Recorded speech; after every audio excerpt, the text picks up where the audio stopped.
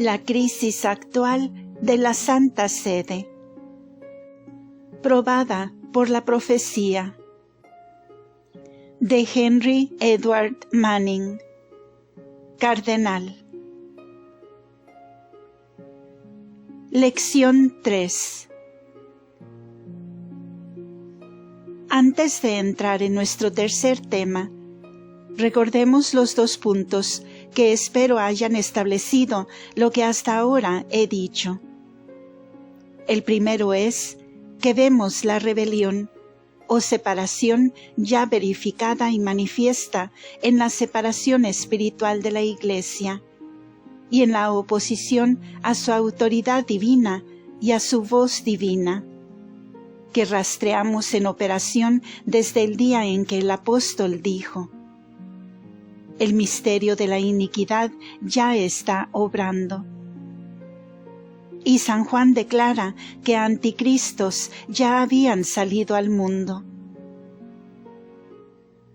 El otro punto que hemos visto es este: que el hombre de pecado, el hijo de perdición, el inicuo, es una persona, en toda probabilidad, de raza judía, que va a suplantar al verdadero Mesías y por lo tanto un anticristo en el sentido que sustituye el lugar del verdadero, un obrador de falsos milagros, que clama para sí mismo el culto divino. Ahora pues, el tercer punto del que debo hablar es el del impedimento que retrasa su manifestación. El apóstol dice: ya va obrando el misterio de iniquidad.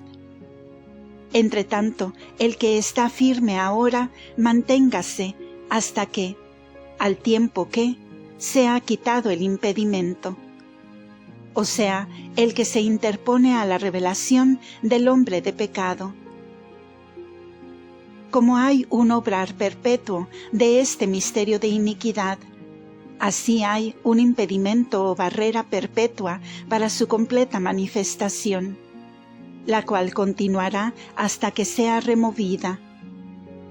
Y hay un tiempo fijo para cuando será sacado del camino. San Pablo en este pasaje usa 2 expresiones. Dice: el impedimento que lo detiene y ¿quién lo detiene? Habla de ello como si fuera una cosa y una persona, catechón o catejón. A primera vista aparece una dificultad, si aquello que detiene la revelación del hombre de pecado es una persona o un sistema. En el otro caso se habla en masculino como de una persona. Espero que con lo que he dicho hasta aquí he dado ya una solución a esta aparente dificultad. Se recordará que saqué brevemente el paralelo de los 2 misterios de santidad y de iniquidad, y de sus respectivas cabezas.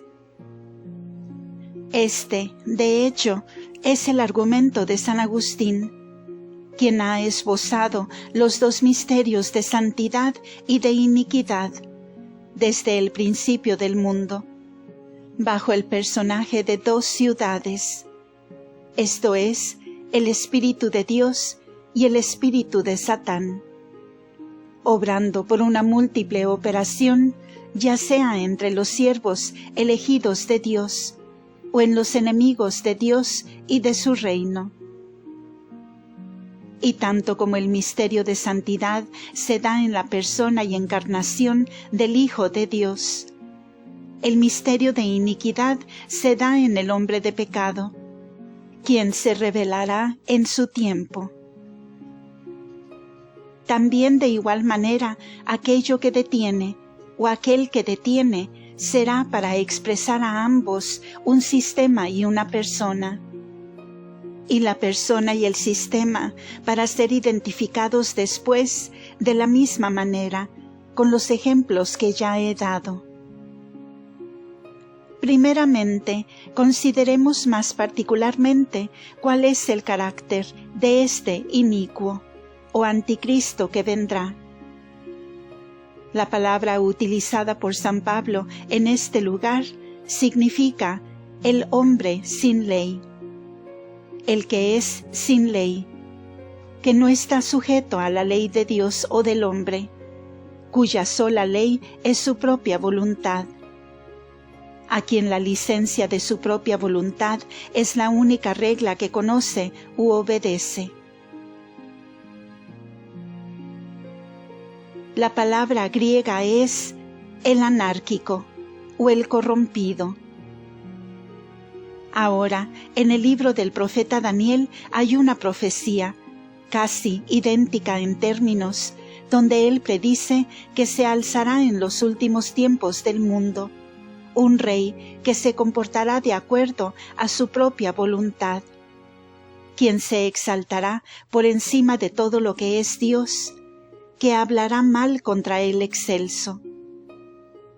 Esto es casi palabra por palabra la profecía de San Pablo, la cual nos muestra que San Pablo estaba literalmente citando o parafraseando la profecía de Daniel.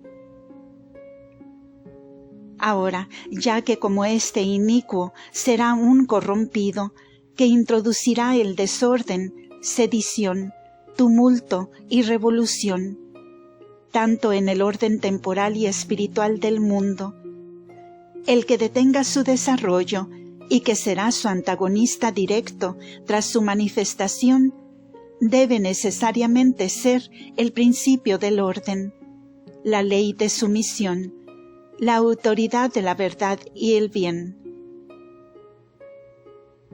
Entonces tenemos lo que yo llamo una indicación para permitirnos ver dónde se encuentra esta persona o sistema que se opone, detiene o mantiene la revelación de este hombre de pecado hasta que la época llegue.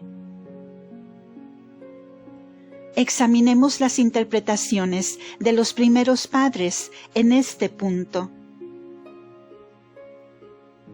Tertuliano creía que era el Imperio Romano, el gran poder de la Roma pagana, extendido por todo el mundo. Era el gran principio del orden que mantenía en ese tiempo la tranquilidad de la tierra. Lactancio, quien después escribió, mantuvo exactamente la misma opinión y creyó que el Imperio Romano, que tranquilizaba y daba orden y paz a las naciones del mundo, de ese modo detenía la revelación de este inicuo, este hombre de pecado. Y ambos, Tertuliano y Lactancio, exigieron a los cristianos de sus tiempos el deber de orar por la preservación del pagano imperio de Roma, porque creían que era la barrera material contra la penetración del gran diluvio del mal que vendría sobre el mundo, cuando Roma fuera destruida. También lo enseñan San Juan Crisóstomo y otros. Otra interpretación, la de Teodoreto, un escritor griego, es que es la gracia del Espíritu Santo, o el poder divino, lo que detiene la manifestación o revelación del hombre de pecado. Así pues, otros escritores dicen que es el poder apostólico, o la presencia de los apóstoles, porque sabemos de esta epístola a los tesalonicenses. Los cristianos esperaban una rápida revelación de la venida de nuestro Señor a juzgar, y por lo tanto una veloz manifestación del hombre de pecado. Y creían que la presencia de los apóstoles sobre la tierra, por su testimonio y sus milagros, detenían la manifestación completa del principio de la incredulidad y rebelión espiritual. Ahora, estas tres interpretaciones son todas parcialmente verdaderas, y todas están en perfecta armonía una con la otra.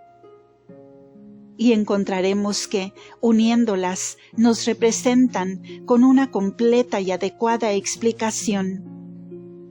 Pero estos escritores, escribiendo en diferentes periodos de la Iglesia, no pudieron comprender completamente la profecía, porque los eventos del mundo están continua y progresivamente interpretando y explicando, de época en época, el significado de estas predicciones.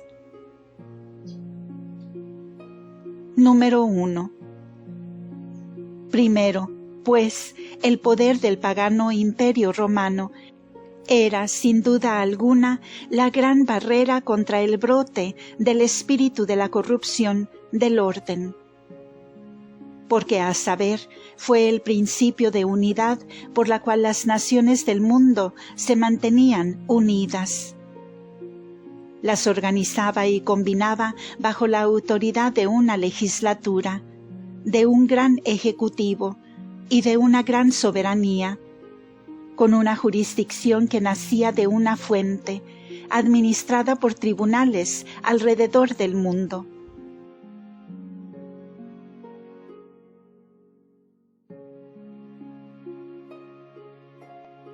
La paz de las naciones fue mantenida por la presencia de ejércitos permanentes.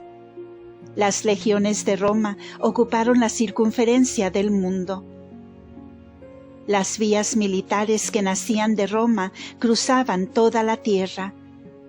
Era como si todo el mundo fuera mantenido en su lugar, en paz y tranquilidad, por la presencia universal de este imponente imperio pagano. Era extremadamente terrible, de acuerdo a las profecías de Daniel. Era como si fuera de hierro, golpeando y subyugando a las naciones, manteniéndolas bajo dominio, y así, como con vara de hierro, dándole paz al mundo.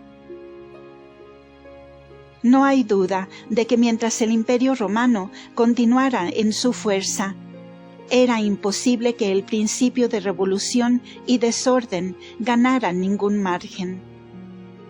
Y así pues, estos primeros escritores cristianos estaban en lo correcto al interpretar el obstáculo a este espíritu de corrupción como el espíritu del orden, de gobierno, de autoridad y de una justicia de hierro que gobernaría las naciones del mundo.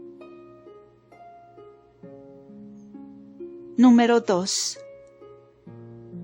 Pero, por segundo, no era el Imperio Romano, o Roma por sí sola, pero el reino de Dios que descendió sobre toda la tierra, y desde el día de Pentecostés se extendió por todo el circuito del Imperio Romano, con una autoridad más alta que la autoridad de Roma. San León da una base a esta interpretación. Dice que el efecto de esta inefable gracia puede difundirse por todo el mundo. Preparó al Imperio Romano, la expansión del cual se extendió a los límites que colindan con toda la familia de naciones, pues era una apropiada preparación para la obra divinamente dispuesta, que muchos reinos fueran confederados en un imperio, para que la predicación universal del Evangelio penetrara velozmente a través de esas naciones, las cuales se mantenían unidas por el gobierno de una ciudad. Santo Tomás, apoyándose en este pasaje, dice que el Imperio Romano no ha cesado, pero ha cambiado de lo temporal a lo espiritual. Commutatum de temporal in spiritale. Dominico Soto sostiene la misma opinión. Fue entonces que la Iglesia Apostólica, la cual, extendiéndose por todas las naciones, ya combinada en una por el poder del pagano imperio de Roma, les aceleró con una nueva vida, les penetró con un nuevo principio de orden, con un nuevo espíritu de unidad.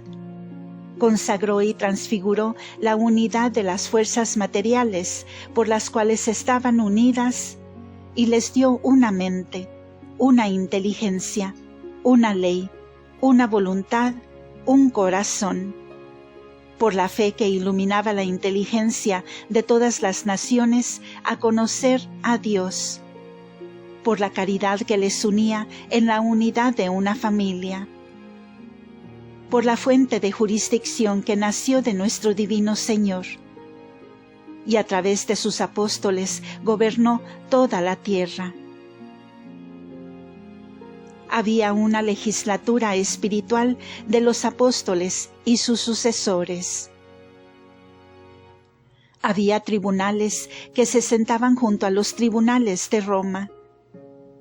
Al lado de los tribunales de la fuerza de hierro se eligieron los tribunales de la misericordia divina. Este nuevo principio de orden, de autoridad, de sumisión y de paz entró al mundo. Se poseyó, como podría decirse, del poder material del viejo imperio romano, y se llenó con una nueva vida del cielo. Era la sal de la tierra. Prolongó su existencia hasta un cierto período, el cual fue previsto en la predestinación de Dios.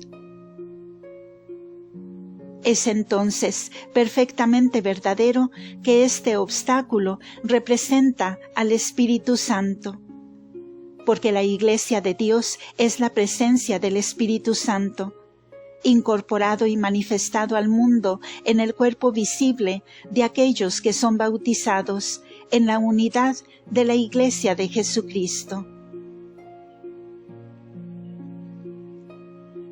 Número 3. Pero entonces, por tercero, significa algo aún más que esto, porque estos dos grandes poderes, el poder temporal en el viejo imperio pagano de Roma y el poder espiritual en el nuevo poder sobrenatural del reino de Dios, unidos. Fueron coincidentes en su circunferencia a través del mundo, pero se unieron en su centro, el cual era la ciudad de Roma. Allí se encontraron, primero cara a cara, en el conflicto, luego lado a lado, en la paz. Allí estos dos grandiosos poderes, el uno terrestre y el otro del cielo, el uno de la voluntad del hombre y el otro de la voluntad de Dios, se unieron, por así decirlo, en la arena de la competencia, y por 300 años el Imperio Romano martirizó a los pontífices de la Iglesia de Dios. Por 300 años el Imperio Romano luchó por extinguir este nuevo y extraño visitante, que venía con una jurisdicción superior y con un circuito más amplio. Luchó por destruirlo, ahogarlo en su propia sangre, y por 300 años luchó en vano, porque entre más era martirizada la Iglesia, más la semilla de los mártires se multiplicaba. La Iglesia se expandió y creció en vigor, en fuerza y en poder, en proporción a cómo el imperio pagano de Roma luchó por extinguirlo y destruirlo. Y este imponente conflicto entre dos soberanías por fin concluyó en la conversión del imperio a la cristiandad, y por lo tanto en la entronización de la Iglesia de Dios en una supremacía sobre los poderes de todo el mundo. Entonces lo justo tuvo poder y supremacía sobre la fuerza, y la autoridad divina prevaleció sobre la autoridad del hombre. Entonces estos dos poderes se mezclaron y se fusionaron, se convirtieron en una gran autoridad. el emperador gobernando desde su trono dentro de la esfera de su jurisdicción terrena, y el Pontífice Supremo gobernando de igual manera desde un trono de soberanía mayor sobre las naciones del mundo. Hasta que Dios, en su providencia, quitó el imperio de Roma y lo plantó sobre las orillas del Bósforo. Partió hacia el este y dejó a Roma sin soberanía. Roma, desde esa hora, no ha tenido nunca morada dentro de sus paredes. Una soberanía temporal en la presencia del Supremo Pontífice. Y esa soberanía temporal se delegó por una ley providencial sobre la persona del Vicario de Jesucristo. Es cierto que en los 3 siglos entre la conversión de Constantino y el período de San Gregorio Magno, en estos 3 siglos de turbulencia y desorden, invasión y guerras, con los cuales Italia y Roma fueron afligidos, el poder temporal del Supremo Pontífice estaba solamente en sus principios. Pero alrededor del siglo VII estaba firmemente establecido, y aquello que la divina providencia había preparado desde el comienzo recibió su completa manifestación. Y apenas fue el poder material que una vez reinó en Roma, consagrado y santificado por la investidura del Vicario de Jesucristo, con la soberanía temporal sobre la ciudad donde había morado, y comenzó a crear por toda Europa el orden de la civilización cristiana, imperios cristianos, monarquías cristianas, las cuales confederadas han mantenido la paz y el orden del mundo desde esa hora hasta hoy. Lo que llamamos cristiandad, esto es, la gran familia de naciones cristianas, razas cristianas organizadas y entretejidas con sus príncipes y sus legislaturas, por ley internacional, contratos mutuos, tratados, diplomacia y así, que les une en un cuerpo compacto. ¿Qué es esto sino la seguridad del mundo contra el desorden, la turbulencia y la iniquidad?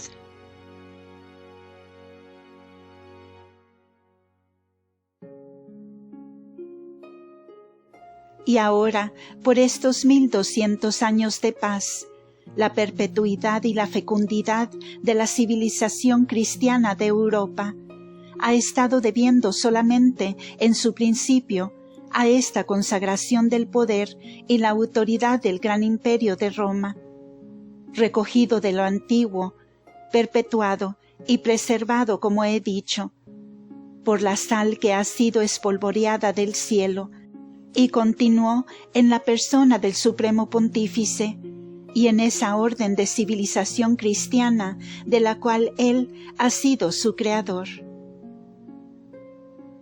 Hemos llegado casi a una solución de aquello que declaré al principio, a saber, cómo es que el poder que detiene la revelación del inicuo no es sólo una persona, sino un sistema.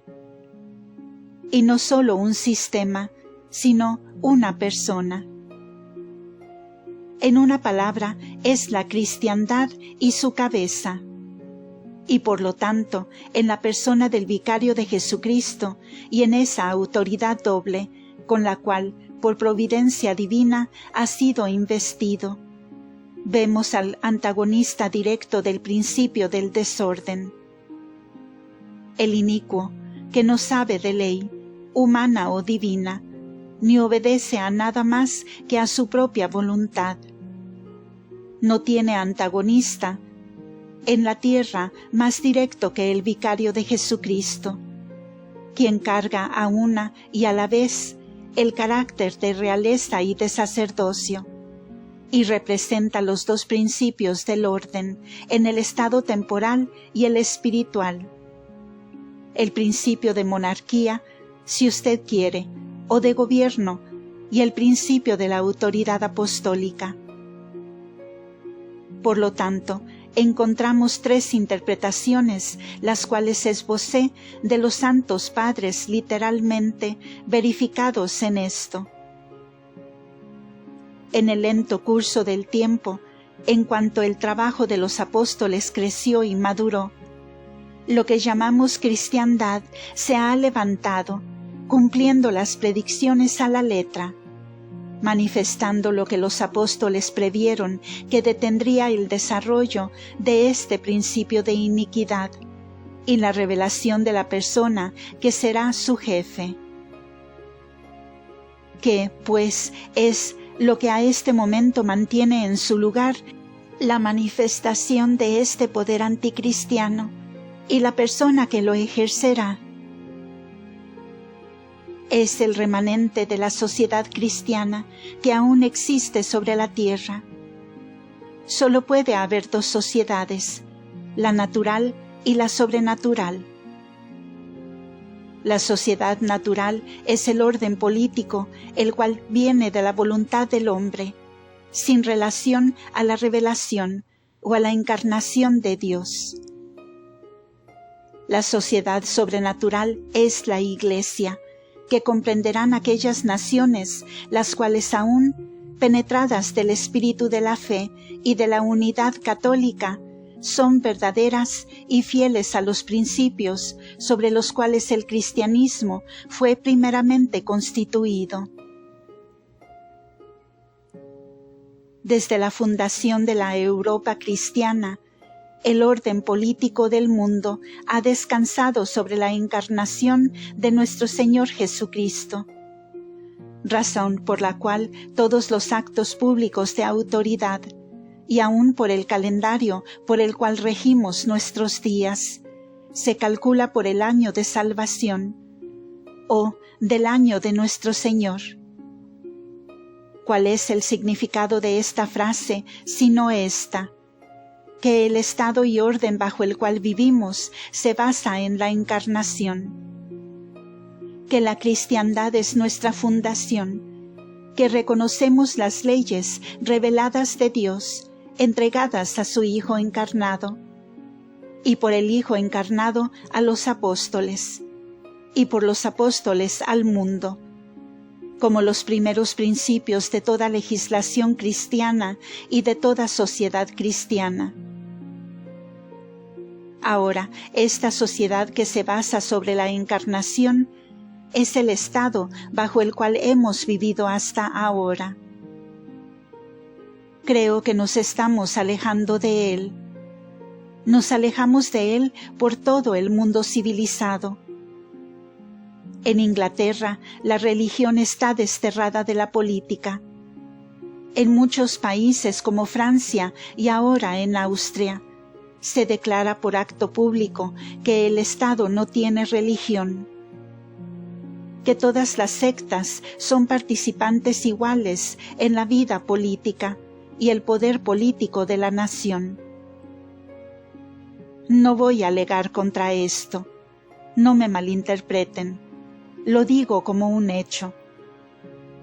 Ahora, una gran porción de cada nación y una larga porción de Francia y Austria se componen de esa raza que negó la venida de Dios en la carne, o sea, que negaron la encarnación.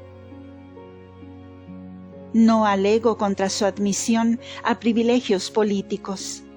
Por el contrario, mantendría que si no hubiera otro orden que el orden de la naturaleza, sería una injusticia política excluir a ninguno de la raza de Israel de participar de privilegios igualitarios. Pero mantengo de igual manera que en el día en el cual que se admite a aquellos que niegan la encarnación a una igualdad de privilegios, se quita la vida social y el orden en el cual se vive por la encarnación, a un mero fundamento natural. Y esto es precisamente lo que se ha predicho sobre el período anticristiano. Ya hemos visto que la tercera y especial marca del anticristo es la negación de la encarnación. Y si las naciones del mundo se han constituido por la fe sobre el fundamento de la encarnación, el acto nacional que admite a aquellos que lo niegan a una unidad social y política es de hecho una eliminación del orden de vida social de lo sobrenatural al orden natural. Y esto es lo que vemos cumplirse. De nuevo digo, no alego contra esto, pero veo en todos estos hechos la verificación de la profecía. No digo que la constitución política o el estado de un país debería mantenerse tras que la condición de un pueblo lo imposibilita o dificulta moralmente.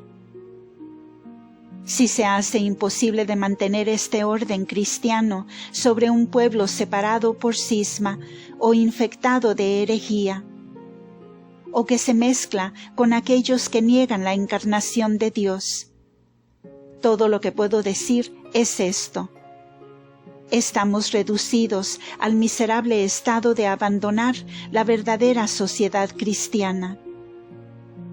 Esta es la grave necesidad que cae sobre los gobiernos del mundo, cuando se separan de la unidad y los principios de la Iglesia de Jesucristo. Si un tal estado no puede mantenerse sin fuerza, se debe entregar. Ecclesia aborret a sanguine. No es del espíritu de la Iglesia aplicar problemas políticos con leyes sanguinarias, o compeler a hombres reacios con la aplicación de la fuerza física. Pero más es la miseria para un pueblo que ha perdido la fe en la encarnación, que sea necesario renunciar al orden cristiano instituido por la providencia de Dios.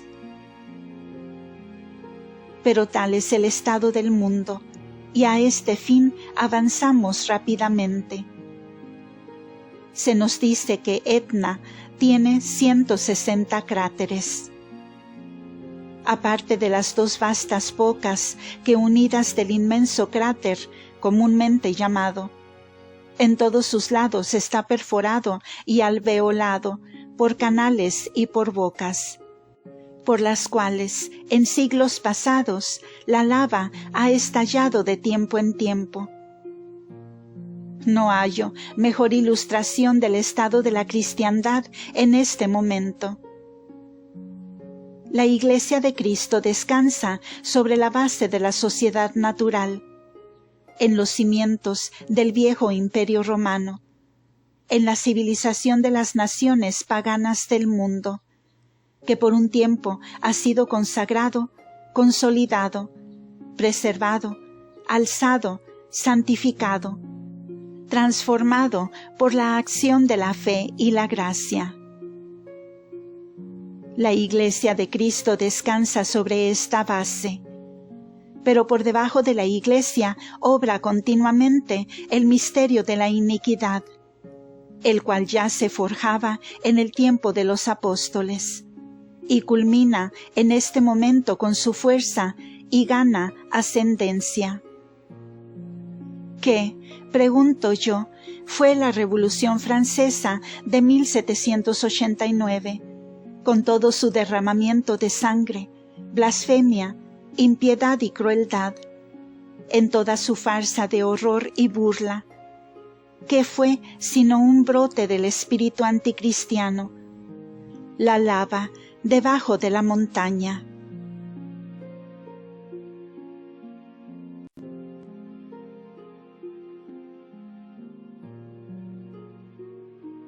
¿Y cuál fue el brote en 1830 y 1848? Sino precisamente el mismo principio del anticristo obrando bajo la sociedad cristiana, forzando su levantamiento. En el año 1848 abrió simultáneamente todas sus bocas en Berlín, en Viena, en Turín, en Florencia, en Nápoles y en la misma Roma. En Londres se lanzó y luchó, pero aún no era su hora. ¿Qué es todo esto sino el espíritu de iniquidad alzándose contra Dios y el hombre? El principio del cisma, herejía e infidelidad, marchando, fusionando en una sola masa y vertiéndose por donde puede, haciendo cráteres para su corriente donde sea que la sociedad cristiana se debilita. Y esto, como ha sucedido por siglos, así seguirá hasta que el tiempo llegue en que aquel que lo detiene sea sacado del camino. Ya hemos visto qué es lo que obstaculiza la ascendencia de este principio de desorden.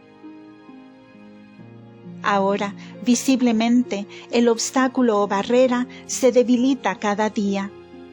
Se debilita intelectualmente. Las convicciones intelectuales de los hombres se hacen más endebles. La civilización cristiana y católica le da cabida a la civilización natural y material, la cual encuentra su perfección suprema en la pura prosperidad material, admitiendo dentro de su esfera personas de toda casta o color de creencias, y bajo el principio de que la política no tiene nada que ver con el mundo venidero, que el gobierno de las naciones es simplemente para su bien temporal, para la protección de personas y de la propiedad, y para el desarrollo de la industria, y para el avance de la ciencia, a decir, para la sola cultivación del orden natural. Esta es la teoría de la civilización, la cual se hace cada vez más prominente. La piedad católica también se debilita cada vez más, y a tal grado que hay naciones que aún se llaman católicas, en las cuales la proporción de la cantidad de aquellos que frecuentan los santos sacramentos es difícilmente calculable. De acuerdo a como lo dijo nuestro Divino Señor: porque la iniquidad ha abundado, la caridad de muchos se enfriará. De nuevo, la sociedad cristiana se debilita por doquier. Esto es, el verdadero espíritu cristiano y el principio de la sociedad. El finado M. de Tocqueville, quien, tanto como puedo percibir, no tuvo ninguna intención de verificar o establecer lo que estoy diciendo, escribiendo sobre la democracia en América, señala el hecho de que la tendencia de cada gobierno en el mundo y de cada nación en el mundo es hacia la democracia, es decir, a la disminución y agotamiento de los poderes de gobierno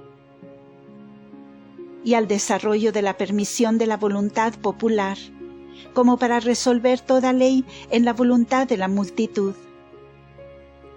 Refiere que en Francia, en cada sucesivo medio siglo, una doble revolución ha llevado a la sociedad cada vez más hacia la democracia, que este mismo fenómeno se ve por todo el mundo cristiano. Por todos lados, él dice, hemos visto los eventos de la vida de las naciones volcarse hacia el avance de la democracia. Todos los hombres han ayudado a llevarlo a cabo, con sus esfuerzos. Aquellos que asistieron en el diseño de sus triunfos, y aquellos que nunca pensaron en servirle. Aquellos que han luchado por ello, y aquellos que se declararon enemigos. Todos han sido llevados atropelladamente por el mismo camino, y todos han obrado juntos, unos sin quererlo y otros sin saberlo, como ciegos instrumentos en la mano de Dios. Todo este libro ha sido escrito bajo la impresión de un cierto miedo religioso, producido en la mente del autor por la vista de esta irresistible revolución, la cual por tantos siglos marchó adelante sobre todos los obstáculos, y que vemos aún hoy día avanzar por todas las ruinas que ha dejado. Es curioso poner lado a lado con esto las palabras de San Hipólito, escritas en el siglo III, quien dice que en el fin del mundo el Imperio Romano pasará a democracias. De nuevo, otro escritor, un español de gran inteligencia y de gran fe, que murió siendo embajador en París, Donoso Cortés, al escribir el estado de la sociedad, dijo que la sociedad cristiana está condenada, que tiene que correr su curso y extinguirse, porque los principios que ahora van en ascenso son esencialmente anticristianos. Esbozó lo que está más manifiesto en la historia de las naciones en este mundo, a saber, que hay un debilitamiento del principio del orden eclesiástico por todas partes, y que por donde sea que el poder de la Iglesia sobre una nación se debilite, el poder temporal se desarrolla a un grado mucho más grande, por lo que nada es más seguro de que el despotismo temporal prevalece, especialmente en aquellos países donde el poder de la Iglesia se reprime, y que la única seguridad de libertad entre las razas humanas se encuentra en la libertad de la Iglesia y en su libre acción sobre el gobierno del poder civil. Dice: al rendir el imperio de la fe como muerto, y al proclamar la independencia de la razón y de la voluntad del hombre, la sociedad ha rendido como absoluto, universal y necesario, el mal que solía ser sólo relativo, excepcional y contingente. Este período de veloz retrogresión comenzó en Europa con la restauración del paganismo, filosófico, religioso y político. A este día el mundo está en la víspera de la última de sus restauraciones, la restauración del paganismo socialista. De nuevo, él escribe: la sociedad europea muere, sus extremidades están heladas, el corazón lo estará pronto. ¿Y saben por qué muere? Muere porque ha sido envenenada, porque Dios la hizo para que fuera sostenida con la sustancia de la verdad católica. Y los doctores empíricos le han dado por comida la sustancia del racionalismo. Muere porque como el hombre no se alimenta de pan solamente, sino de toda palabra que sale de la boca de Dios, así las sociedades no perecen por la espada solamente, sino por toda palabra que sale de la boca de sus filósofos.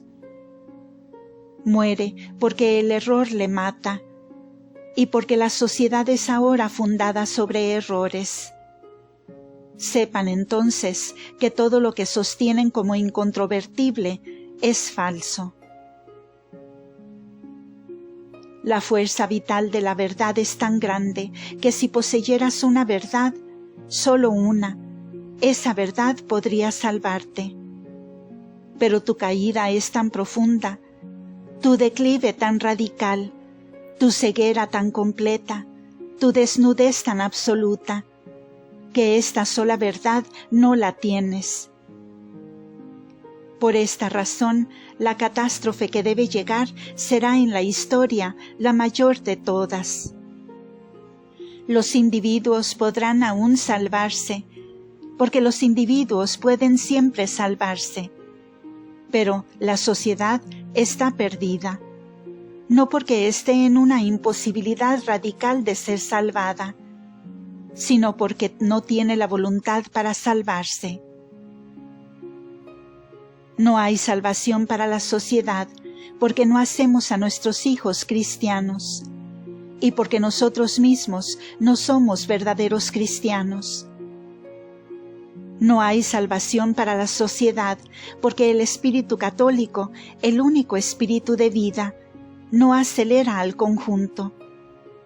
No acelera la educación, gobierno, instituciones, leyes y morales.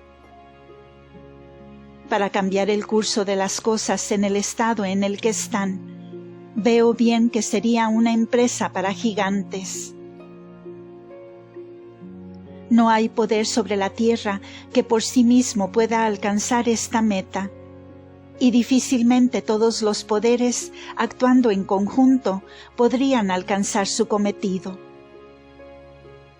Les dejo juzgar si tal cooperación es posible, y a qué punto, y decidir si, aun al admitir esta posibilidad, la salvación de la sociedad no sería en todas palabras un verdadero milagro. Fin de cita. El último punto entonces que debo tomar es este: que la barrera u obstáculo a la iniquidad existirá hasta que sea quitado del camino.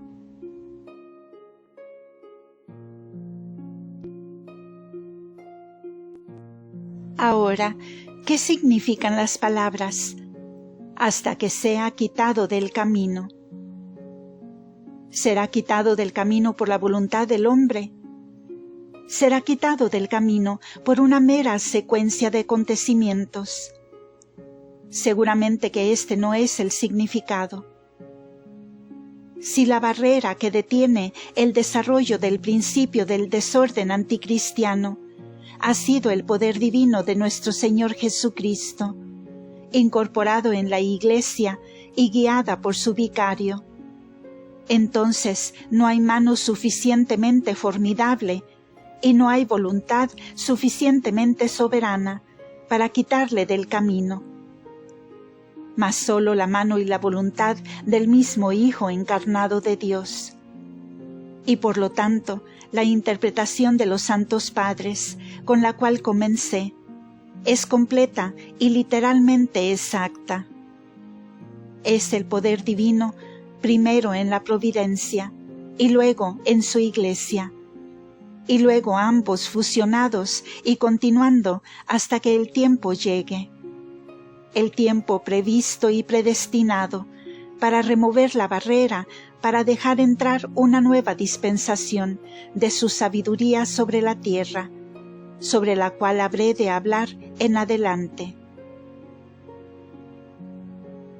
Tenemos ahora una analogía a esto. La historia de la Iglesia y la historia de nuestro Señor sobre la tierra corren como en paralelo. Porque por 33 años el Hijo de Dios encarnado estuvo en el mundo, y nadie pudo ponerle una mano encima. Ningún hombre podía tocarlo, porque su hora no había aún llegado. Había una hora predestinada cuando el Hijo de Dios sería entregado en las manos de los pecadores. Él lo sabía de antemano. Él lo anunció. Lo tenía en su propia mano porque Él rodeó su persona con un circuito de su propio poder divino. Ningún hombre podía cruzar ese círculo de omnipotencia hasta que la hora llegara, cuando por su propia voluntad Él abrió el camino para los poderes del mal. Por esta razón, Él dijo en el jardín: «Esta es tu hora y el poder de las tinieblas». Por esta razón, antes de que se entregara en las manos de los pecadores, Él ejerció una vez más la majestad de su poder.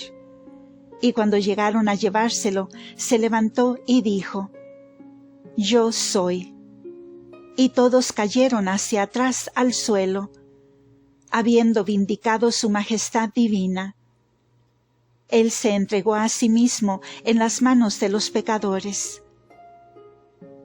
Así también él dijo frente a Pilato: «No tendrías poder alguno sobre mí si no te fuera dado de arriba». Era la voluntad de Dios, era la concesión del Padre que Pilato tuviera poder sobre su Hijo encarnado. De nuevo dijo: «¿Piensas que no puedo acudir a mi Padre y pondrá en el momento a mi disposición más de 12 legiones de ángeles? ¿Cómo se cumplirán las Escrituras?». De igual manera con su Iglesia. Hasta que llegue la hora en que la barrera, por la voluntad divina, sea quitada del camino, nadie tiene poder para ponerle una mano encima. Las puertas del infierno podrán luchar contra ella, podrán luchar y batallar, como batallan ahora, con el vicario de nuestro Señor. Pero nadie tiene el poder de moverle un solo paso, hasta que la hora llegue cuando el Hijo de Dios permita, por un tiempo, que los poderes del mal prevalezcan. Que Él lo permitirá por un tiempo está en el libro de profecía. Cuando el obstáculo sea removido, el hombre de pecado será revelado. Entonces vendrá la persecución de 3 años y medio, corta pero terrible, durante la cual la Iglesia de Dios regresará a su estado de sufrimiento, como en el principio. Y la imperecedera Iglesia de Dios, por su inextinguible vida, derivada del costado traspasado de Jesús, la cual por 300 años vivió por la sangre, vivirá aún, a través de los fuegos del tiempo del Anticristo. Estas cosas se cumplen rápidamente, y es bueno tenerlas ante nuestros ojos, porque los precursores ya han salido. La debilidad del Santo Padre, el asesinato de sus ejércitos, la invasión de sus estados, la traición de aquellos que están más cerca de Él, la tiranía de aquellos que son sus hijos, el gusto, la exultación, el jubileo de los países protestantes y gobiernos protestantes, el desprecio, menosprecio, burla que han vertido sobre su sagrada y ungida cabeza día a día en Inglaterra. Y hay católicos que se escandalizan por ello. Hay católicos que hablan contra el poder temporal del Papa, ya sea porque han quedado atónitos por los clamores de un pueblo protestante, o porque son de corazón blando y no tienen el valor de envalentarse frente a la falsedad popular por una verdad nada popular.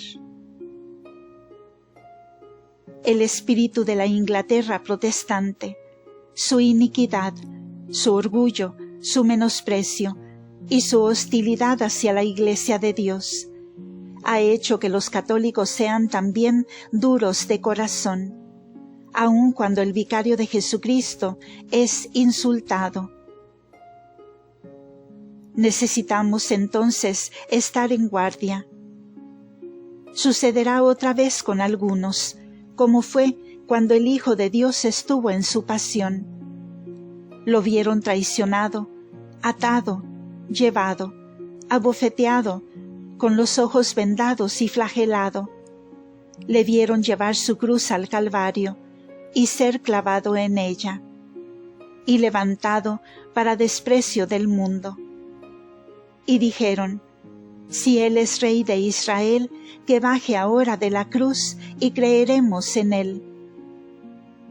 Así de igual manera ahora dicen: vean esta Iglesia católica, esta Iglesia de Dios, débil y endeble, rechazada hasta por las mismas naciones llamadas católicas.